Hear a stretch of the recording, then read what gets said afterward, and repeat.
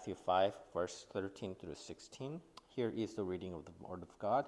You are the salt of the earth, but if salt has lost its taste, how shall its saltiness be restored? It is no longer good for anything except to be thrown out and trampled under people's feet. You are the light of the world. A city set on a hill cannot be hidden. Nor do people light a lamp and put it under a basket, but on a stand, and it gives light to all in the house. In the same way, let your light shine before others, so that they may see your good works and give glory to your Father who is in heaven. Amen.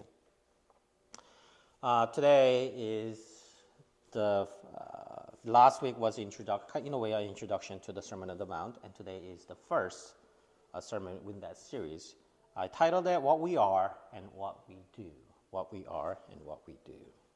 Have you ever experienced a moment or a situation where one faithful Christian presence makes all the difference or made the difference? Once, some time ago, I stopped by, and I think it was like at Dave & Buster's. I was serving a church at the time, and I happened to stop by at Dave & Buster's because some of the college members of the church that I was serving was at Dave & Buster's after church. They were having, outing, I guess. It wasn't an official church outing, but some were there, and I thought it would be nice to just visit them and say hello. So I went there, and as soon as I walked in, the moment the couple of the college students saw me, they immediately, somehow their demeanor changed. And then they were like, I caught them like whispering to one another, And then some, they were kind of dispersed out, and then I kind of looked around, and then some, we had like our eyes met, and then some actually saw me, and they were whispering to each other. I'm like, I'm pretty sure Pastor Tim's here. And then their demeanors changed, and then some like even turned away from me right away, and then they were starting showing their backs, and like they're doing something as if like they're trying to hide something. Well, it turned out they were drinking. I just smiled a bit. I found out they were drinking. I smiled a bit, but didn't say anything to them, I just looked into their eyes, and then, I would just scream them, hey, how you doing? Of course, they were by now, they were hiding things, They're trying to hide the fact that they were drinking. I didn't say anything about it. I just let it go. I just, smiled at them and then went out again. And then, that was that story. And then some time ago, my wife told me about her workplace. Unfortunately, and we all know this, people around us cuss all the time, even more so now as if it's become a part of the language, as if you can intelligently speak unless otherwise you throw several cussing words in that sentence structure that you say. It's really bothersome. But anyways, so, in her workplace as well, people around her cuss all the time. I guess some even ask my wife as to say, like, how come she doesn't cuss, at all? Well, eventually, they all found out that my wife is a Christian, of course. I mean, she didn't, like, put it on her forehead, I'm a Christian, so don't cuss in front of me. She didn't do that, but, people began to find out through her demeanors and her words and actions and all so on and so forth. And later on, what she told me was they start catching this on, and then whenever they were around her, they tried not to cuss in front of her because they knew she doesn't. And then it bothers her to a certain degree. When you think about it, it really is remarkable that one or two people can influence the behavior of others around them simply because they are Christians. I'm pretty sure you have some experiences or had experiences of this as well. A presence of a devout Christian, a faithful Christian, a humble Christian, do make a difference in the lives of the people surrounding them. It's interesting how that happens. After going through the Beatitudes, Christ brings to surface perhaps the most fundamental truth of being a Christian, being a kingdom citizen. Interestingly, Christ does this with two most common elements that you can find: salt and light. Salt is an ingredient, as we all know, or an element that just about everyone uses on a daily basis. Salt is that. And light, I don't think I have to explain any further, right? So we must ask ourselves why these two elements, out of all others that Christ could have used to make his point, but why these two? And what do salt and light have anything to do with our gospel-based life? Remember last week I shared with you that the Sermon on the Mount was all about living out a gospel-based life. So we have to ask this question: what do these salt and light have anything to do with our gospel-based life? Well, here it is. Salt and light reminds us first of our identity as to what we are, and second, of what we do or must do as kingdom citizens. I'm going to repeat that again for you. Salt and light reminds us first of our identity as to what we are, and second, of what we do or must do as kingdom citizens. So, the reason why Christ brought salt and light to make his point is first, is because he wants to teach us or remind us what we are. Our first point, what we are. Chapter 5, verse 13 and 14, it says, "You are the salt of the earth." And then on verse 14, Christ goes, "You are the light of the world." Now, if I were to stop a person on the street and ask a question, what is salt? Most likely, almost all people that I will stop and ask that question will answer it as salt, a seasoning that gives a salty taste, right? I mean, that would be the number one answer that you would get. Salt, it's one of those things that the white stuff that you put on and make it salty, taste better. That's salt. And for the light, people will say, well, light, I don't know how to describe it, but I guess that which brightens the room or illuminates, that's what light is. However, I don't think that is the definition that Christ had in mind when he said, "You are the light and you are the salt of the world." You have to understand, this was 2,000 years or so ago, okay? 2,000 years or so ago. Back then, they didn't have a cooling system, a refrigeration system like we do, right? They don't have refrigerators or the freezers. Back then, they didn't have an illuminating system like we do right now. What we do is we just flick the switch and the light comes on. Back then, they didn't have that. So back then, salt was a key preservatives.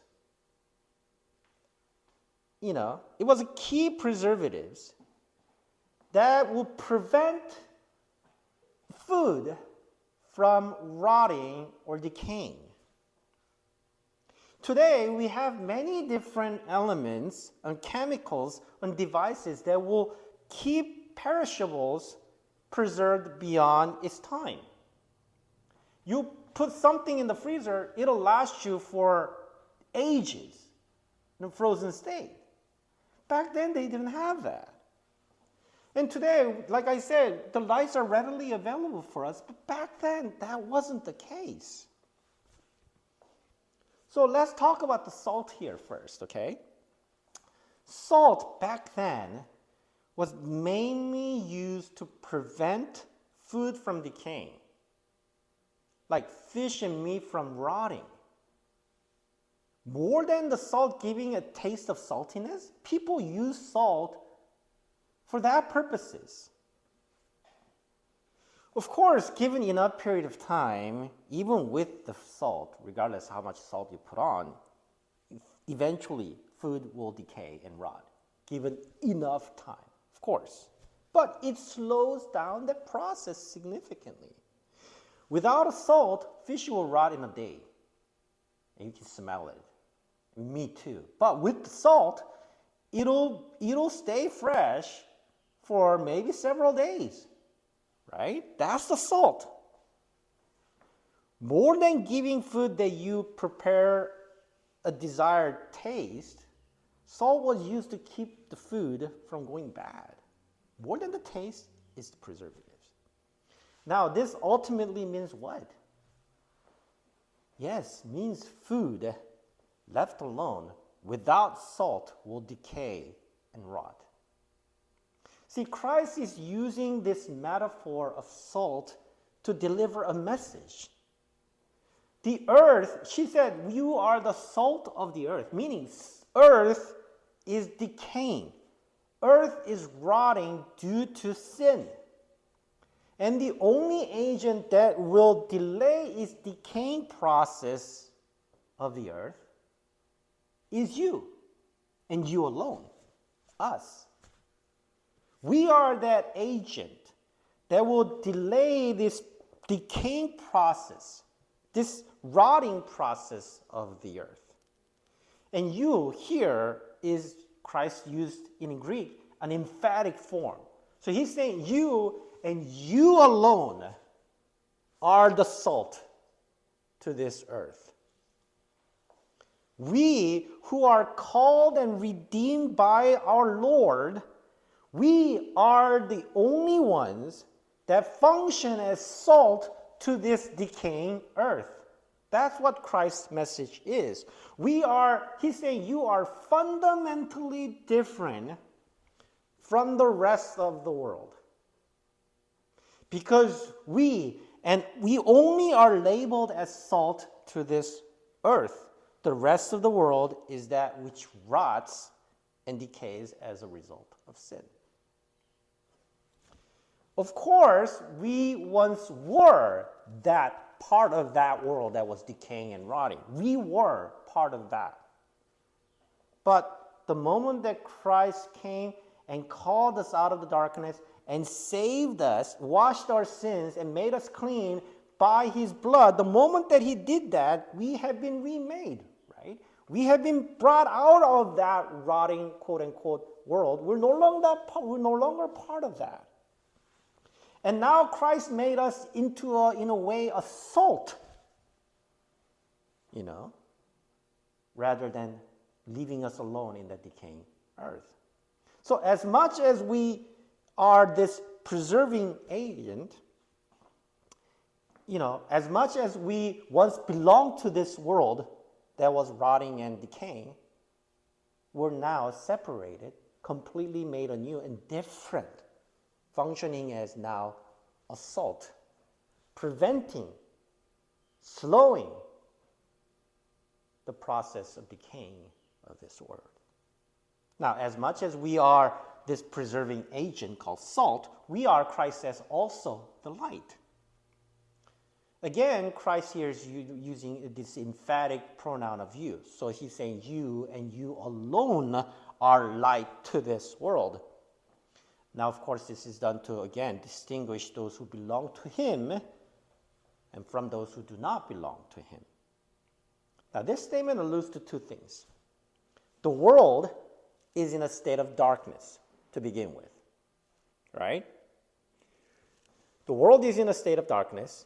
We who were once a darkness now became light, because you're saying you are the light. Like the case with salt, Christ is making a point here that this world which we belong is by nature a dark place, darkened by sin, where evil and wickedness fills every part of this world. And we are now the exact opposite of what this world is. If this world is filled with evil and wickedness and completely dark, we are completely opposite of that. We are the light. That's what Christ is saying. But how was it that we are now different and that we are separated from the rest of the world. How did it happen? We once were in the world. We once were darkness, remember? We're part of this world. We are the very essence or definition of the darkness. And that how it possible, how did it become that we how now become completely the opposite in the light? How can a darkness, what was once darkness, suddenly become light on its own? Well, it can't be, right? Not possible on its own.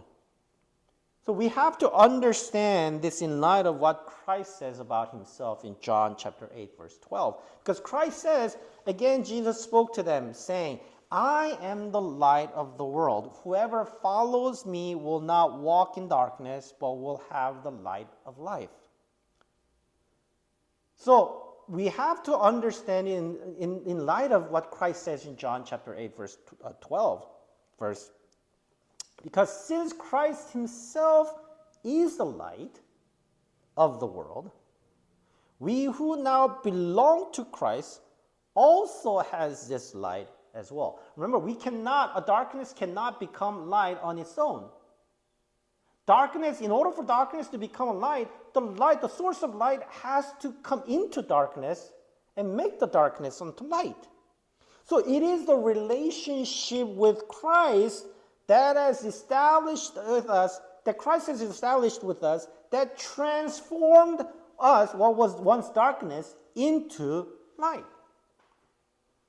Therefore, when Christ proclaims that we are the light of the world, when he says that, he is actually proclaiming that we no longer belong to this world, but now we belong to him. When we belong to this world, we are part of the darkness. But when we belong to Christ, because Christ is light, now we are entering into light, so now we become part of him. We are his and his alone. The darkness that was once at our core is being in a way driven out by light, right? That is Jesus Christ.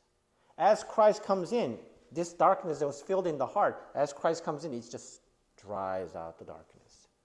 And that's how Christ is saying, you are the light of this world because you belong to me, because I drove out the darkness that was in your heart.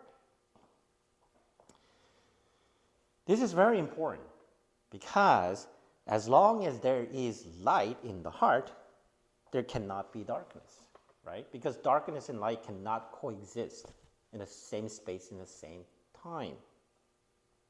The light will always triumph over darkness. Therefore, once we belong to Christ, as long as Christ lives in us, we are forever the light of this world. Why? Because the light and darkness cannot coexist. As long as Christ is in us, we are the light of this world. And we know that Christ is eternal, therefore his light is eternal. Therefore, the light that is in us is also eternal. Right? So to sum it all up, when Christ referred to us as salt and light of this world, he's making a clear statement for all believers to hear. What is that? That the light of Christ is in us at all times, for he lives within us. That we are now the decay-preventing agent to this sin-filled world. That's what we are. When Christ says you are the salt and the light of this world, that's what he's saying. He's defining us as saying you are that decay-preventing agent to this world. And you are who once was darkness and are now light because I live in you and you live in me. So, now we know who we are, or what we are, then what are we to do? That's our next point, what we do. The rest of the passage you read goes like this. But if salt has lost its taste, how shall its saltiness be restored?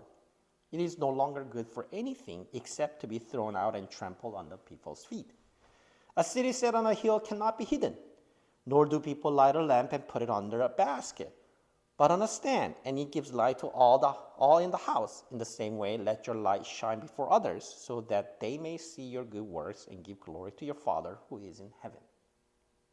Christ, after declaring loud and clear to all people that kingdom citizens are for sure completely different from the rest of the world, he now tells people of what kingdom citizens' functions are to this sin-filled world.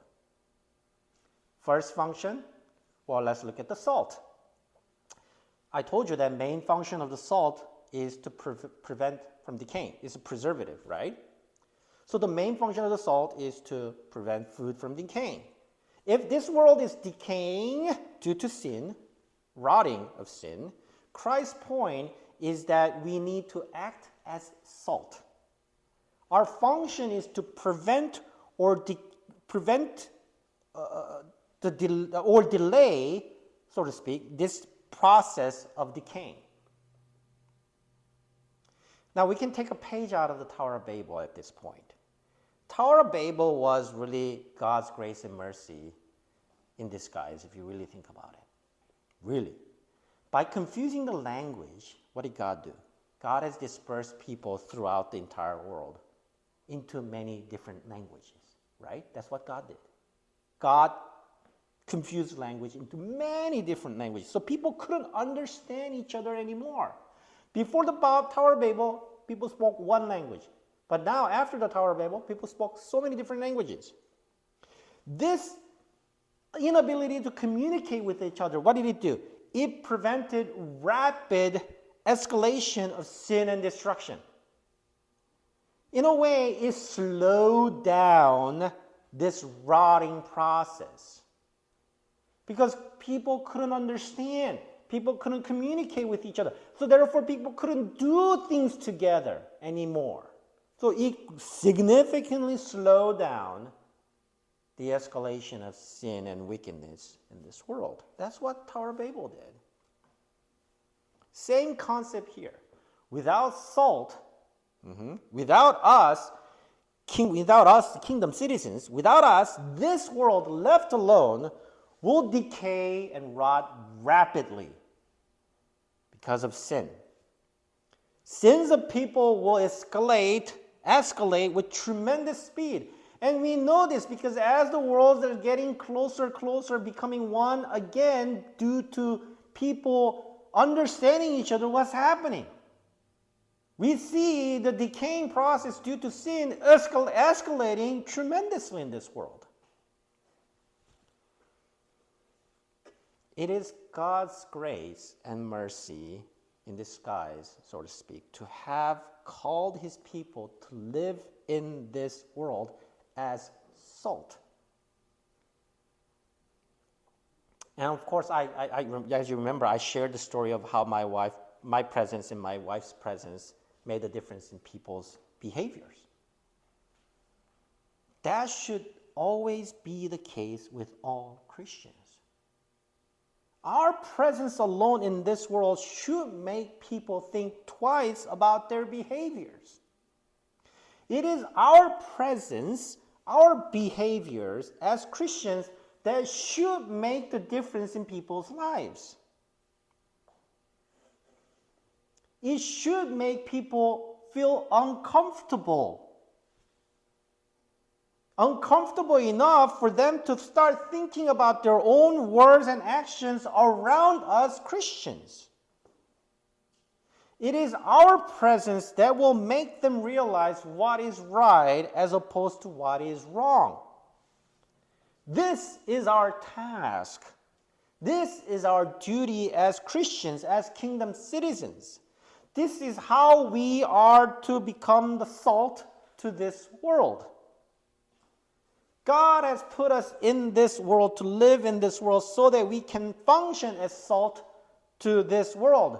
It is very wrong to believe, as some Christian extremists believe, that you need to be completely separated from the world and live into the mountains and create your own community, on your own group that don't care about the world. As long as you stay faithful in your own group, you're perfectly fine and you're doing the will of God. No, that is not what God had in mind. That is not what Christ had in mind. If that was what Christ had in mind, he would never have called us as you are the salt and the light of this world. All he would have done is took his 12 disciples and went into the mountain. He would have just lived the rest of his life with them. That would have been perfect. That's not what Christ did. That's not what gospel is about. That's not what gospel-based life is about. We Christians are put in this world to live in this world, this sin-filled this world, to what? To become a salt to this world. Do as best as we can to influence the lives of the people, make people uncomfortable around us so that they know what is right and wrong. Not segregate ourselves and just go somewhere far off in the corner of the earth when nobody else will know. No, that's not how we are to live. That's not who we are. God has put us in this world to live as salt to this world. However, one thing stands out in what Christ has said. Christ said of the salt losing its saltiness, as if that is even possible.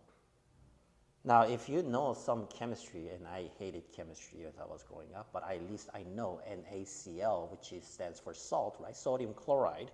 NaCl is a very stable compound. It is hard to break. That much I know.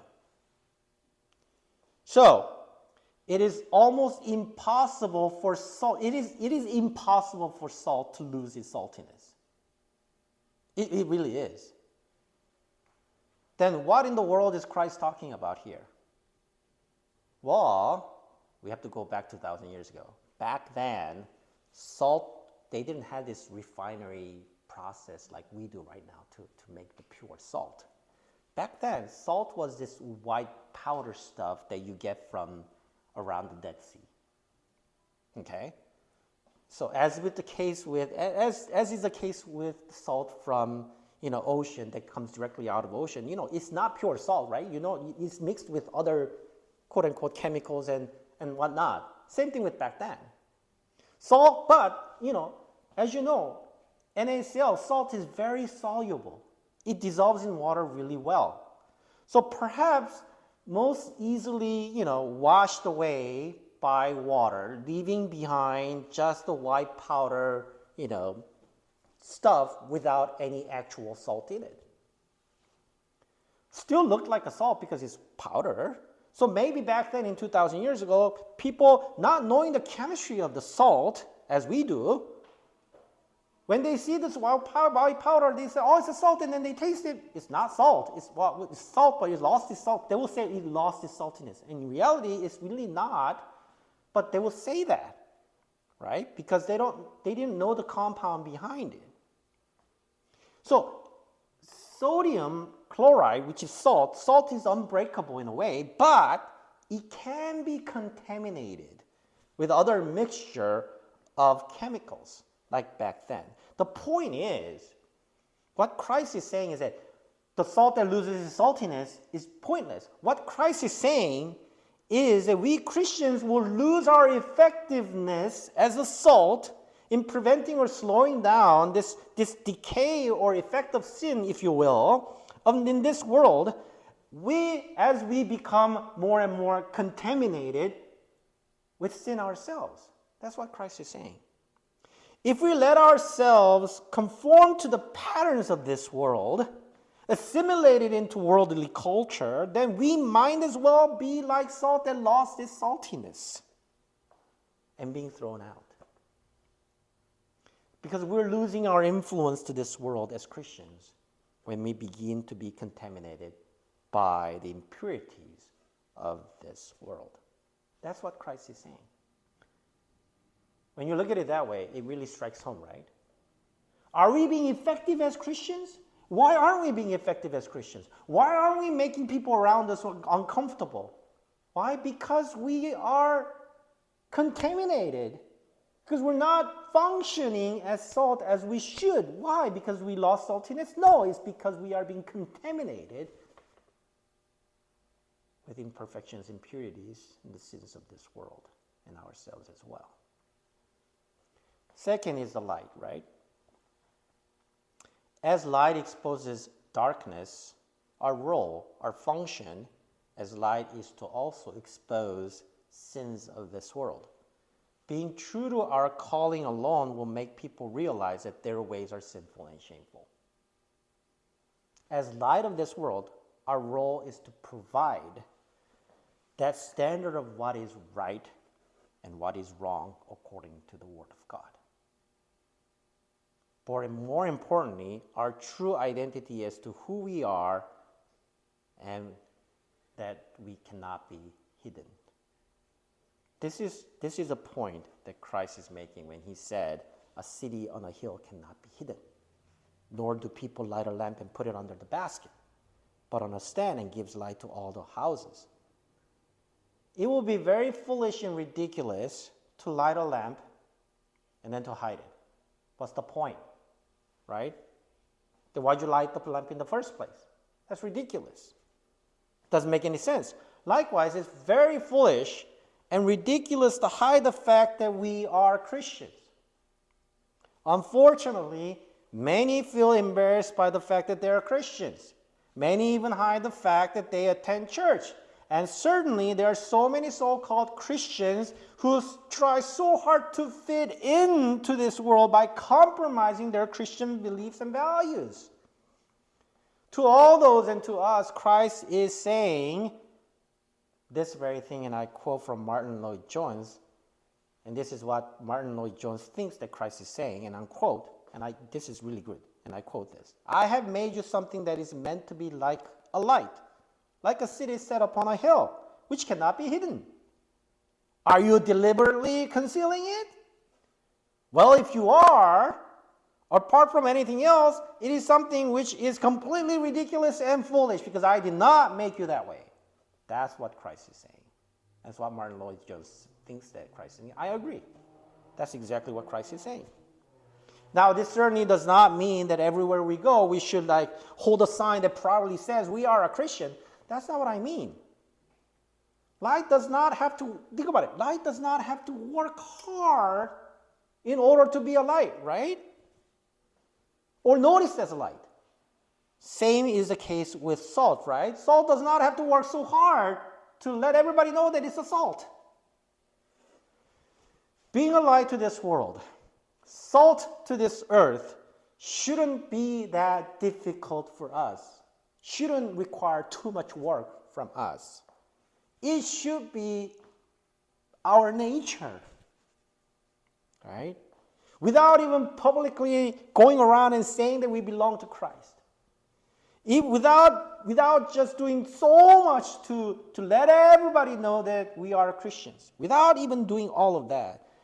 Just by observing our being, our actions, our thoughts, our words in every day, the world should see it. The world should taste it. The world should know that we belong to Christ. We shouldn't really work hard at it. If we were to work hard at it, there's something wrong, right?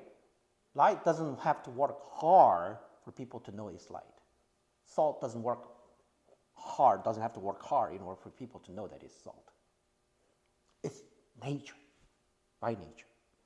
When we faithfully carry out our function as salt and light to this world, that is, in and of itself, bringing glory and honor to our God.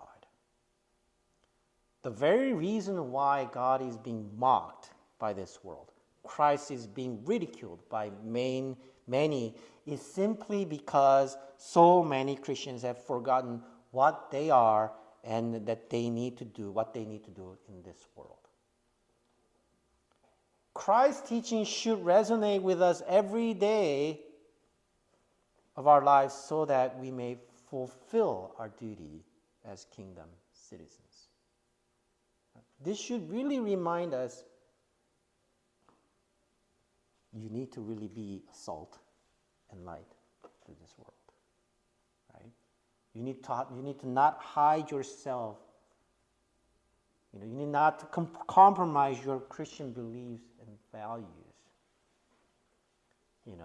And assimilate into this world. I have chosen you to be out of this world and different, not to be part of, in a way, to be assimilated and become one of them. You are the salt and the light.